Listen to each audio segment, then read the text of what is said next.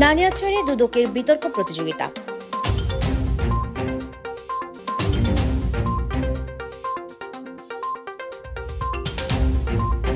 সামাজিক আন্দোলনে দুর্নীতিমুক্ত সমাজ গঠনের একমাত্র উপায় প্রতিপাদ্যে দুর্নীতি দমন কমিশন সমন্বিত রাঙ্গামাটি জেলা কার্যালয় ও নানিয়াচর উপজেলা দুর্নীতি প্রতিরোধ কমিটির আয়োজনে বিতর্ক প্রতিযোগিতা, আলোচনা সভা, পুরস্কার বিতরণী অনুষ্ঠিত হয়েছে।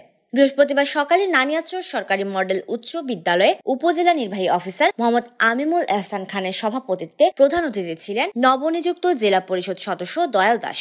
এ সময় নানিয়াচর থানার ওসি মোহাম্মদ নাজির আলম, নানিয়াচর দুর্নীতি প্রতিরোধ কমিটির সভাপতি নারায়ণ সাহা, সহসভাপতি মধুসূদন চাকমা, নানিয়াচর সরকারি মডেল উচ্চ বিদ্যালয়ের সহকারী প্রধান শিক্ষক অন্বেষা চাকমা সহ অন্যান্যরা উপস্থিত ছিলেন।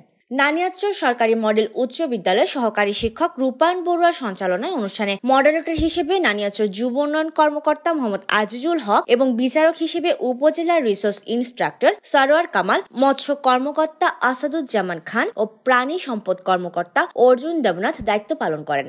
এ সময় অতিথিরা পক্ষ বিপক্ষ দলের উপস্থাপনা ও যুক্তি খণ্ডন উপভোগ করেন। প্রতিযোগিতায় নানিয়াচর সরকারি মডেল উচ্চ বিদ্যালয়, ঘিলাছড়ি উচ্চ মাধ্যমিক বিদ্যালয় ও ইসলামপুর দাখিল মাদ্রাসার শিক্ষার্থীরা অংশগ্রহণ করেন।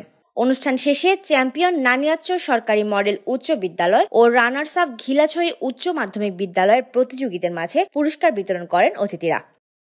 Desk report, CHT TV।